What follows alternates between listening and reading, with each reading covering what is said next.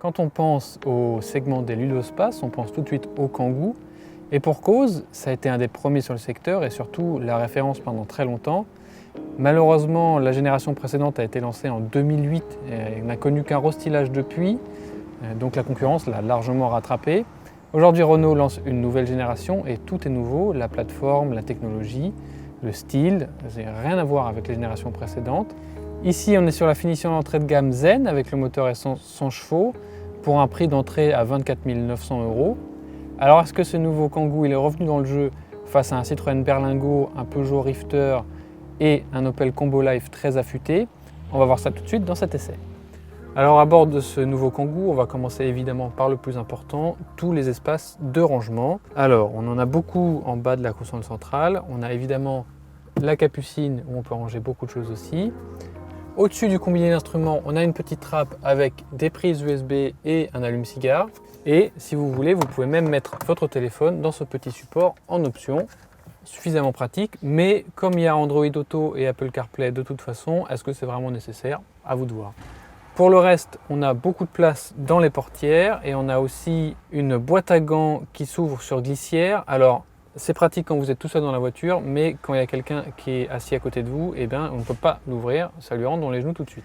Voilà pour les rangements à l'avant. Niveau de finition, là c'est plutôt une bonne surprise puisque même sur ce niveau de toute entrée de gamme Zen, eh ben, les ajustements sont très corrects. Alors évidemment, il y a beaucoup de plastique dur, mais sur un ludospace à ce prix-là, c'est ce qu'on attend finalement. On a cette grande barre façon bois qui à l'œil est plutôt correcte. Évidemment, dès qu'on touche, c'est du plastique, hein, pas de surprise, c'est pas de la ronce de noyer. Niveau équipement, là aussi c'est une bonne surprise. On a le maintien dans la voie, le régulateur de vitesse. Il y a franchement tout le confort moderne. On se croirait presque dans une berline classique, d'autant que le volant peut se régler en profondeur et en hauteur.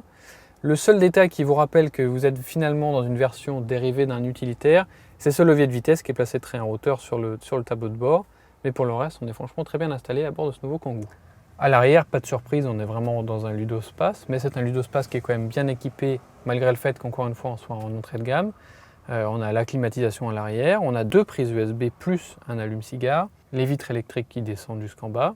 On a aussi beaucoup de place pour les jambes et pour la tête évidemment. On regrette juste que l'assise de cette banquette soit un peu courte. Ça manque un peu de support pour les cuisses sur les longs trajets. Sinon pour le reste, il y a pas mal de largeur. Il y a un plancher complètement plat donc on peut vraiment voyager à 3 à l'arrière. La banquette est en revanche pas vraiment modulable puisqu'elle n'est pas coulissante du tout. Et le coffre en revanche, c'est pas le point fort de ce Kangoo par rapport à sa concurrence. D'abord il est plus petit que ses rivaux puisqu'il est ici à 560 litres quand toute la concurrence est à plus de 600 voire 760 sur le Volkswagen Caddy. Donc si vous avez vraiment beaucoup de bagages régulièrement, c'est sûr que ça sera un petit peu juste. Après, dans l'absolu, 560 litres, c'est très suffisant pour une famille normale. L'autre problème de ce coffre, c'est qu'il n'est vraiment pas très modulable. On n'a pas de plancher qui peut se monter à 2 niveaux. La banquette arrière, quand elle se rabat pas complètement à plat. Donc si vous avez des longs objets, des gros colis Ikea par exemple, eh ben, ils ne seront pas complètement à plat dans le coffre. Et enfin, pour terminer sur les points un peu faible de ce coffre, le grand haillon qui ne s'ouvre pas en 2 parties comme c'est possible sur la concurrence, par exemple chez Citroën.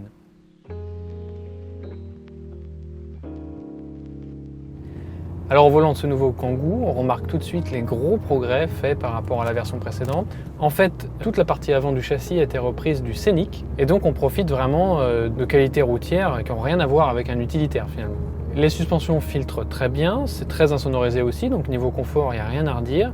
Et le comportement pour un utilitaire est vraiment très probant. Donc ça, c'est vraiment un gros pas en avant par rapport à la version précédente. Et on l'a dit aussi tout à l'heure, la qualité de finition à l'intérieur fait aussi un bon point d'avant. Côté des choses qui vont un peu moins bien, d'abord on va parler du gabarit qui est en hausse de 20 cm en longueur. Et ça se sent dès qu'il faut faire une manœuvre, surtout que le rayon de braquage est vraiment pas excellent, on est à plus de 11 mètres. C'est vraiment pas terrible en ville, on le sent tout de suite. L'avant du Kangoo est très loin de la position de conduite. Il y a de la largeur, il y a de la longueur, c'est assez compliqué. Ça, plus le coffre qui finalement est vraiment pas très bon par rapport à ses concurrents, on pourrait se dire, ça y est, il a perdu, c'est un ludospace qui est pas très pratique, c'est un peu perdu. Mais en fait, on l'a dit ici, on est sur le 4 cylindres essence de 100 chevaux avec boîte manuelle 6 vitesses. Ça fonctionne très bien, ça fait très bien le job. On pourra se dire 100 chevaux pour un gros ludospace qui fait quand même 1,5 tonne, c'est un peu limite. mais finalement ça le fait très bien. Le couple est assez disponible à bas régime. Il n'y a vraiment pas de souci de ce côté-là et il a en plus le mérite d'être assez silencieux tant qu'on ne rentre pas dedans. En plus, on l'a dit, ce Kangoo est quand même vraiment très bien équipé, même ici sur cette finition zen d'entrée de gamme. On a un écran tactile de 8 pouces qui reprend Android Auto, Apple CarPlay. On a des aides à la conduite avec le maintien dans la voie et le régulateur de vitesse. C'est très complet à ce niveau de prix et c'est très compétitif. Alors, effectivement, si vous cherchez le plus pratique des Ludospace, ça ne sera pas lui. Mais si c'est un Ludospace que vous comptez utiliser par exemple pour partir en vacances sur des longs trajets, vous avez besoin d'un agrément de conduite qui est quand même suffisant, de la place pour la famille un peu partout, alors là ça devient un bon choix. Vraiment ça devient un bon choix parce que on se voit bien voyager pendant longtemps au volant de ce Kangoo sans problème. On est bien installé, c'est assez sobre, c'est silencieux, il y a de la place pour tout le monde, il y a des petits rangements astucieux, il n'y a vraiment aucun souci de ce côté-là. Alors face aux nouvelles références que sont le Citroën Berlingo et le Peugeot Partner, est-ce qu'il est revenu au niveau? Oui, il est au niveau. De là à dire qu'il est meilleur qu'eux, c'est difficile. Ça dépendra de vos choix, comme on l'a dit, au niveau notamment du coffre. Mais en tout cas, il a quand même de beaux arguments, ce nouveau Kangoo.